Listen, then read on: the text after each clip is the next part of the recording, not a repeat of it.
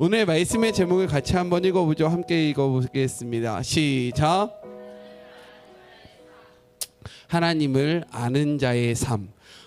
우리는 모두 하나님을 알고 계시죠, 그렇죠?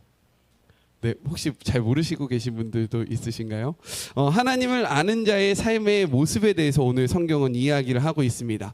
이 성경의 내용을 알기 위해서는 배경을 좀 이해할 필요성이 있어요. 그 배경이 무엇이냐? 바로 오늘의 본문은 누구를 이야기하고 있냐면 유다의 제 18번째 왕이었던 여호와김에 대한 이야기를 하고 있습니다. 몇 번째 왕이요? 18번째. 그런데 여기에서 중요한 것이 무엇이냐? 이 18번째. 그러면 17번째는 누구였을까요? 보통은 자신의 아버지가 돼야 되잖아요. 그런데 그렇지 않았어요. 17번째 유다의 왕은 누구였냐면 여호와하스였는데 이는요 자신의 동생이었습니다. 이것으로부터 이제 슬슬 오늘의 스토리가 시작되는 거예요. 그리고 16대 왕 요시야가 그의 아버지가 되는 겁니다. 다시 한번 족보를 정리해 보자면 그의 아버지 요시야가 있었고 그에게 4명의 아들이 있었어요. 그런데 요시야를 이어서 왕이 됐던 인물은 누구냐? 그 4아들 중에서 막내 아들입니다. 막내 아들이 여호와하스인데 이가 3개월간 왕이 됐다가 폐위를 당하고 그제서야 왕이 된 인물이 누구냐? 바로 오늘의 본문 여호와김이라는 거예요. 이해가 되십니까? 요 배경을 갖고 우리 말씀을 같이 한번 읽어봤으면 좋겠어요. 이가 왕이 될 수 있었던 이유는 무엇이냐? 우리 말씀을 찾아보겠습니다. 열왕기하 23장 34절의 말씀입니다. 열왕기하 23장 34절 구약성경 604쪽에 있는 말씀입니다. 구약성경 604쪽에 있는 열왕기하 23장 34절의 말씀.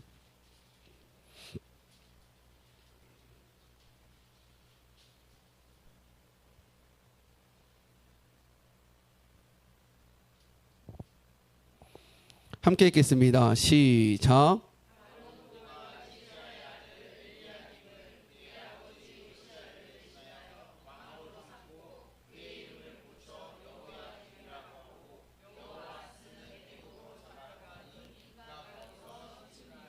아멘. 이 말씀이 무엇이냐? 요하스와 그리고 그에 이어서 왕이 되었던 여호와하스는요 반애굽의 정책을 펼쳤다라는 거예요. 애굽과 하나 되는 정책을 펼친 게 아니라 애굽과 반대되는, 애굽을 배척하는 그러한 정책을 펼쳤는데 애굽이 이스라엘을 침공해서요 그 자신을 반대하던 그의 동생을 끌고 가게 됩니다. 그리고 나서 누구를 세웁니까? 그의 형이었던 여호와김을 세웠다라는 거예요. 그러니까 이를 통해서 우리가 무엇을 알 수 있습니까? 여호와김은 친애굽하다라는 것을 알 수 있는 거예요.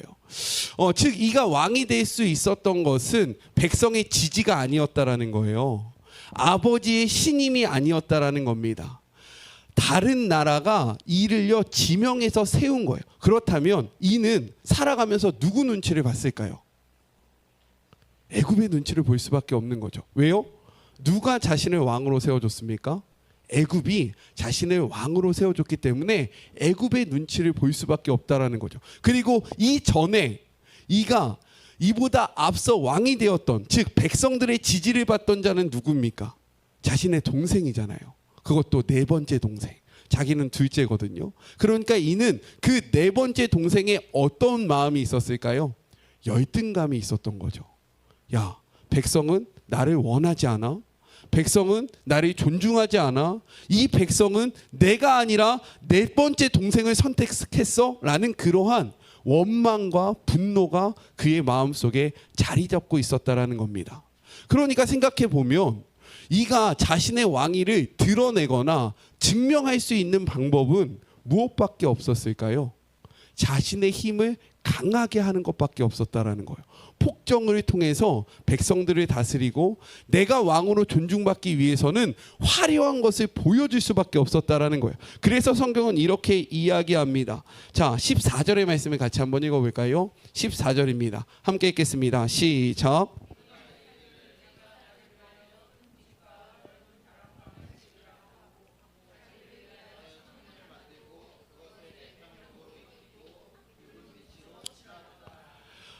그가요 왕이 되었는데 백성들도 나를 지지하지 않고 여러 가지 상황 속에서 내가 왕이 아닌 것 같으니까 그가 자신의 왕위를 증명할 수 있는 방법은 무엇입니까? 그가 이르기를 내가 나를 위하여 스스로 자기 혼자 하는 거예요. 내가 나를 위하여 큰 집과 넓은 다락방을 지으리라 하고 라고 이야기한 다음에 자기를 위하여 창문을 만들고 그것을 무엇으로 세웠다라고 이야기합니까? 백향목으로 세웠다라고 이야기해요. 백향목은 무엇이냐? 당시 최고의 그러한 건축 자재였습니다. 지금으로 치면 약간 대리석 같은 느낌? 대리석 한 장에 되게 비싼 거 아세요? 제가 어떤 교회에 갔는데 너무 깜짝 놀랐는데 그 벽면이 다 이렇게 바깥의 벽면이 대리석이더라고요. 근데 그거 하는데 2억이 들었대요. 그 대리석으로 바깥을 꾸미는데. 그러니까 이 왕도 마찬가지인 거예요. 지금 여호와 김이 자신의 권위를 드러내기 위해서 할 수 있는 것은 화려함밖에 없었다라는 겁니다. 그래서 백향목을 향해서 그 성전을 다 지었는데 또 이 백향목으로 다 지었던 성전이 있습니다. 무엇이냐면 여호와의 집, 이스라엘 성전, 그 예루살렘 성전이 백향목으로 지어졌거든요. 근데 이것을 누가 만듭니까? 솔로몬이 만들었잖아요. 그러니까 이 마음속에는 내가 솔로몬과 같이 위대한 왕이야 라는 것을 드러내기 위해서 그 억지로 백향목을 가득히 모았다라는 거예요. 그리고 그것을 무엇으로 칠했다라고 이야기합니까? 붉은 색으로 칠했다라고 이야기하잖아요. 이것은 당시의 최고의 그러한 목재 자료입니다. 그런데 여기에서 주는 영적인 의미가 있다라는 거예요. 붉은 것, 이것은 피를 상징합니다. 그가 이것을 칠하기 위해서 백성의 수많은 피와 노력들이 그리고 그들의 삶들이 이 성전에 다 묻혀져 있었다. 자신의 왕국에 녹아져 있었다라는 것을 이야기하고 있는 거예요. 그래서 15절 하나님은 이렇게 말씀하십니다. 우리 15절의 말씀을 같이 한번 읽어볼까요? 15절입니다. 시작.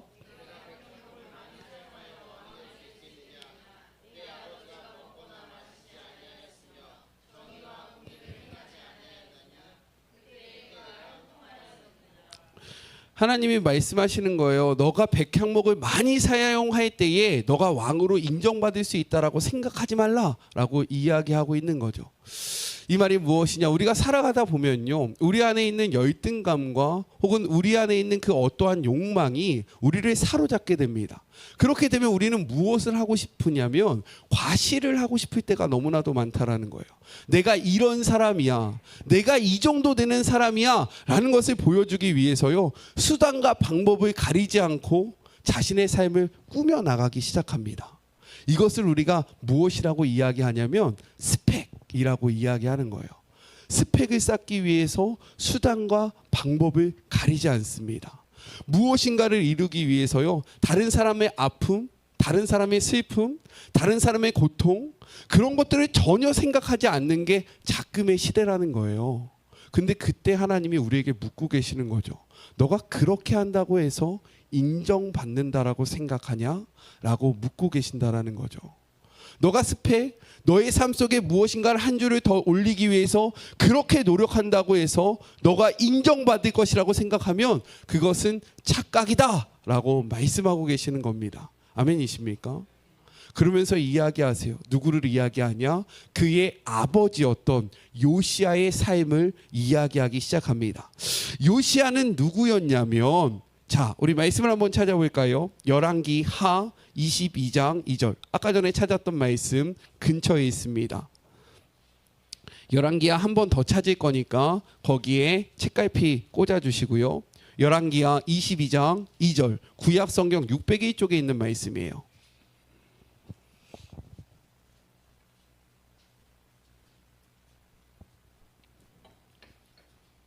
열왕기 하 22장 2절의 말씀. 같이 한번 읽겠습니다. 시작.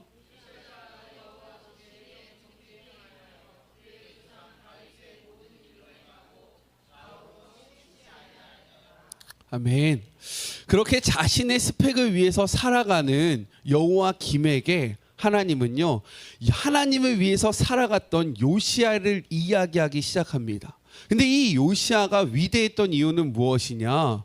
요시야가 했던 일이 무엇이었냐면 성전을 다시 재건하는 일이었어요. 하나님의 성전을 보니까 너무 낡고 허름한 거예요.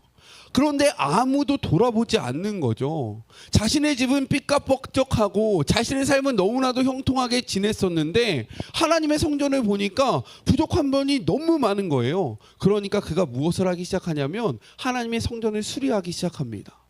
하나님의 성전을 고치기 시작해요. 근데 그의 할아버지였던 므낫셋이라는 사람이 있는데 그 인물이 어떤 왕이었냐면 정말로 유다의 왕들 중에서 가장 악한 왕입니다. 선지자들을 죽였어요. 목사들을요 파직했고요. 제사장들을 다 죽이기 시작했고 성경을 모아서 불태웠어요. 그러한 일들을 했기 때문에 그 당시에 신실했던 그러한 선지자들이 어떻게 했냐? 성전 은밀한 곳에 성경을 숨겨놨습니다. 근데 이것을 아무도 발견하지 못하다가 요시야가 성전을 수리하고 고치다 보니까 저기 밑 한켠에 두루마기가 발견되기 시작한 거예요. 그것이 무엇입니까? 바로 성경이었어요. 말씀이었습니다. 그래서 그는요 이 말씀을 다시 복원했고요. 그 다음에 온 이스라엘 백성에게 하나님의 말씀을 선포하기 시작합니다. 그리고 우리가 하나님 앞에 돌아와야 한다. 하나님의 말씀대로 살아야 한다라고 이야기하고 주장했던 왕이 누구냐면 바로 요시야였다라는 거예요. 그는 평생을 이렇게 살았어요. 그래서 우상들을 찍어냈습니다. 모든 우상들을 다 찍어내기 시작했어요. 그리고 이스라엘 백성들이 좌로나 우로나 치우칠 때 그거 아니잖아, 이거 아니잖아, 우리가 하나님을 위해서 살아야 하잖아 라고 외치기 시작했다라는 거예요. 그렇게 살았던 요시야를 성경은 이렇게 이야기합니다. 우리 열왕기하 23장 25절의 말씀 같이 한번 읽어볼까요? 열왕기하 23장 25절의 말씀입니다. 구약 성경 604쪽에 있는 말씀이에요. 열왕기하 23장 25절의 말씀 같이 한번 읽어보겠습니다. 시작.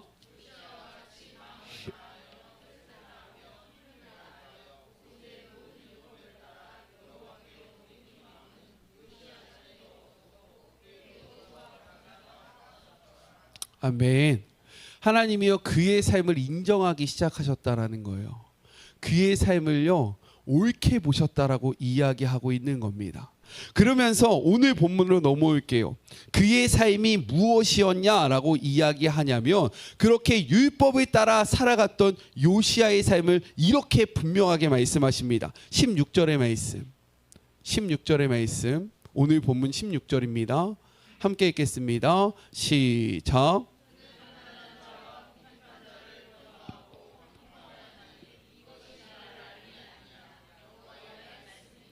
아멘.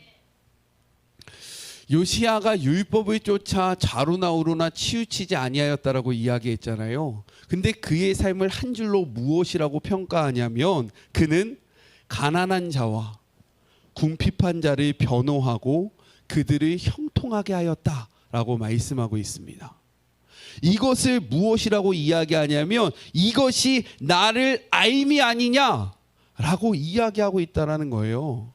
하나님을 아는 삶은 바로 가난한 자와 궁핍한 자, 즉 주변에 있는 자들을 돌보고 주변에 있는 자들에게 손을 내밀고 그들과 함께 하나님의 나라를 꿈꾸는 것이 바로 하나님을 아는 자의 삶이다라고 이야기를 하고 있는 겁니다.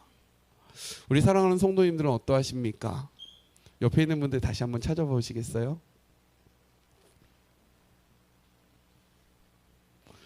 어떻게 다 마음에 드세요? 어떻게 내 마음에 쏙 듭니까? 저는 어떨 것 같아요? 저는 우리 성도님들을 바라볼 때 제 마음에 쏙 들까요? 모든 것이 다 아멘. 그래요. 하나님을 아는 자의 삶이 그렇다는 것은 무엇이냐? 하나님을 알지 못하는 자는 이렇게 살 수 없다라는 것을 이야기하고 있는 거예요. 왜요? 하나님을 알지 못하는 세상의 메시지를 잘 들어보십시오. 주변을 돌아보라고 이야기합니까? 아니요. 다른 사람을 배려하라고 이야기합니까? 아니요. 너가 하고 싶은 대로 하면 돼. 이것이 바로 어디의 메시지입니까? 세상의 메시지인 거예요. 너가 꿈꾸는 삶으로 나아가. 너가 정답이야 라고 이야기하는 것이 어디의 메시지입니까? 세상의 메시지라는 거예요. 그런데 하나님은요, 우리가 정답이라고 이야기하지 않아요. 하나님은요, 하나님이 정답이시라고 이야기합니다. 아멘이세요? 제가 이번 주 금요일 날 저희 지음이와 지호와 그 뮤지컬을 보고 왔어요. 히즈쇼. 아이들을 보여주러 갔다가 제가 은혜 받고 왔는데, 그것에 두 가지, 제가 은혜 받은 두 가지 포인트가 무엇이냐? 첫 번째, 그 방주 이야기거든요. 근데 그 연극을 하는 친구들이 마지막에 어린아이들이 이렇게 쭉 앉아 있는데 무엇이라고 이야기하냐면, 지금 너희가 살아가고 있는 이 세상이 방주와 같아 라고 이야기를 하더라고요. 그런데 그 방주에는 결정적으로 키가 없다라는 겁니다. 운전대가 없다라는 거예요. 그 말이 무엇입니까? 너희가 너희들의 삶을 움직이는 것이 아니라 하나님이 너희들의 삶을 인도해 주실 거야. 그래서 너희들은 하나님을 붙잡아야 돼 라고 이야기를 해줬어요. 이 말이 무엇입니까? 우리가 주인 되는 삶을 살아가지 말라는 거예요. 하나님이 주인 되는 삶을 살아가라 라고 이야기를 하고 있는 것입니다. 우리 사랑하는 성도 여러분, 우리의 욕망대로 살아가면요, 주변에 있는 사람을 어떻게 사랑할 수 있겠습니까? 내 욕심이 앞서면요, 어떻게 누군가를 지칭하면 또 상처받으시겠죠? 어떻게 저 사람을 사랑할 수 있겠어요? 그렇지 않아요? 심지어 내 자식도 내 마음 같지 않은데, 반평생을 살아온 내 아내도 내 남편도 내 마음 같지 않은데 어떻게 그들을 사랑할 수 있겠습니까? 그런데 성경에 무엇이라고 이야기합니까? 내가 너희를 무엇한 것처럼? 사랑한 것처럼 너희도 서로 뭐하라고 이야기합니까? 사랑하라라고 말씀하시잖아요. 그러니까 우리는 서로 사랑해야 하는 것입니다. 아멘이세요? 마음에 들어서가 아니에요. 내 입맛에 맞아서가 아니에요. 그냥 저 사람을 바라볼 때 기분이 좋아서 사랑하라고 이야기하는 것이 아닙니다. 끊임없이 하나님을 배신하는 우리, 오늘도 하나님을 떠나는 우리를 하나님이 십자가에 달려 돌아가시기까지 사랑하셨기 때문에 우리도 마음에 들지 않고 우리의 눈에 차지 않을지라도, 내 성향에 맞지 않을지라도 그 사람을 끌어안아야 한다라고 이야기하는 것이 성경의 메시지라는 거예요. 하나님의 권위를 인정할 때에만 이러한 삶을 살 수 있다라는 겁니다. 그래서 이렇게 살아가는 자가 나를 아는 자다라고 이야기하고 있는 거예요. 아멘이십니까? 우리 사랑하는 성도 여러분, 교회라는 곳은요, 사실 죄인들의 집단이에요. 아멘이세요? 옆에 보세요. 너는 어떤 죄를 지었니? 우리는 다 죄인이라는 거예요. 우리는 다 더럽고 추하다라는 겁니다. 우리가 깨끗해서, 우리가 완전해서 완벽해서 이곳에 모인 것이 아니라는 거예요. 우리는 예수님 때문에 모인 겁니다. 그 예수님이 우리를 사랑하신대요. 그리고 그 사랑으로 우리가 서로 사랑해야 된대요. 아멘이십니까?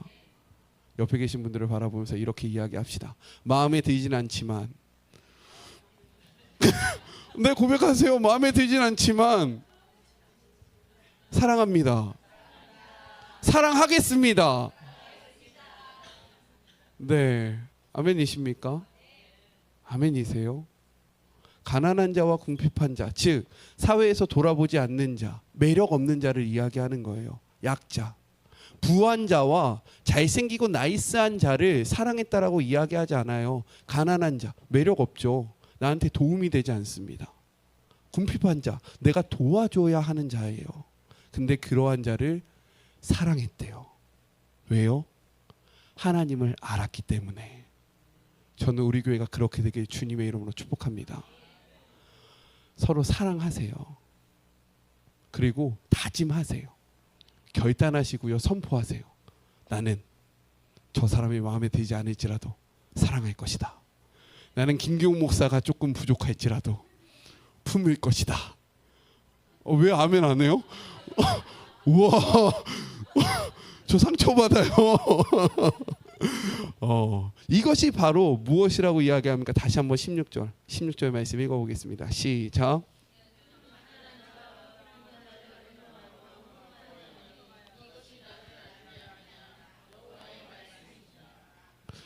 반대로 이것이 요시아의 모습이었는데 여우야 김에 대해서는 이렇게 말씀하세요. 17절의 말씀, 17절 같이 한번 읽어보겠습니다. 시작.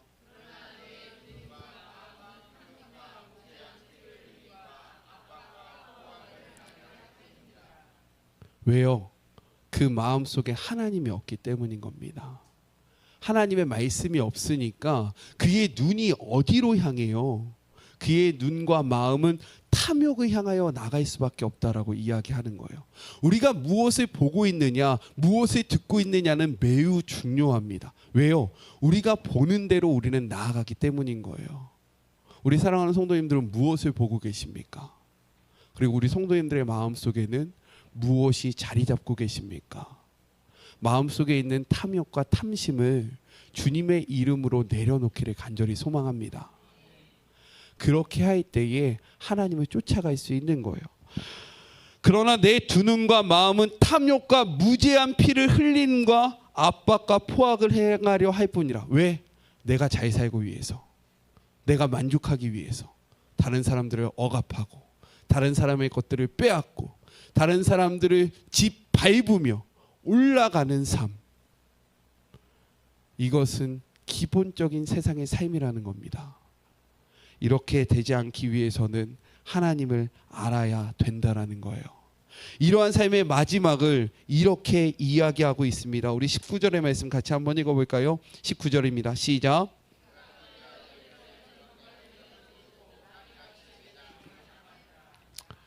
예루살렘은 하나님이 계신 도성을 의미하는 거예요. 하나님 앞에서 버림받게 될 것이다. 하나님 앞에서 내처짐을 받을 것이다 라고 이야기를 하고 있습니다. 우리도 마찬가지예요. 욕망에 사로잡힌 삶을 살아가다 보면 결국 우리는 하나님과 멀어진 삶을 살아갈 수밖에 없는 겁니다. 하나님을 아는 자는요, 내 마음에 들지 않는 자들, 도움이 필요한 자들, 어려운 자들을 향하여 나아가는 거예요. 아멘이십니까? 먼저는 교회 안에 소외받은 자들이 누구인지를 돌아보시길 주님의 이름으로 축복합니다. 그리고 그들에게 다가가셔야 되는 거예요. 말 한마디라도 거셔야 하는 겁니다. 주일날 내가 예배 드리러 왔다가 네, 예배 끝나고 걸어주세요. 네, 주일날 예배에 왔다가 한 사람도 인사하지 않고 가는 교인이 있으면 그 교회는요, 사실은 교회일 수 없는 거예요. 내가 어떻게 하나님의 전에 왔는데 아무도 나에게 인사를 하지 않을 수 있는 것입니까? 그것이 교회입니까? 그것이 하나님을 예배하는 자들의 모습이에요. 그럴 수 없다라는 거예요. 우리 교회 오면요, 우리 모두 다 인사하시길 주님의 이름으로 축복합니다. 손을 또 잡아주시고요, 또 때로는 동성끼리만 끌어안아 주시고요. 자녀 같은 분들은 안아주셔도 돼요. 엉덩이도 한번 토닥토닥 해주시고요. 그렇게 할 때 하나님의 나라가 이루어진다라는 거예요. 아멘이시죠? 다 서로 인사하시고 격려하시며 우리 안에 있는 소외받은 자들을 먼저 돌아보시기를 축복합니다. 우리 교회에서만 그렇게 하면 될까요? 아닙니다. 넓혀야 된다라는 거예요. 우리 삶에 있는, 내가 살아가는 삶의 영역 속에 누가 소외받고 있는가, 누가 아픈가, 누가 힘든가, 누가 도움이 필요한가를 돌아보실 때에 우리를 통하여 하나님의 나라가 확장되고요, 사람들이 우리를 볼 때 야, 저 사람은 진짜 예수 믿는 사람이다 라는 칭호를 받게 되는 겁니다. 그렇게 되는 우리 모두가 되기를 간절히 소망합니다. 하나님을 아는 것은 우리의 고집을 내려놓고 하나님의 말씀을 쫓는 거예요. 그 말씀이 무엇입니까? 서로 사랑하라는 것입니다. 사랑하기를 소망합니다. 우리 옆에 계신 분들 다시 한번, 이번엔 뒤에 계신 분들 한번 이렇게 쳐다볼까요? 앞뒤. 사랑합니다. 네, 사랑합니다. 반갑습니다. 네, 축복합니다. 네, 고백하시면서 우리 같이 찬양할까요? 말씀 앞에서.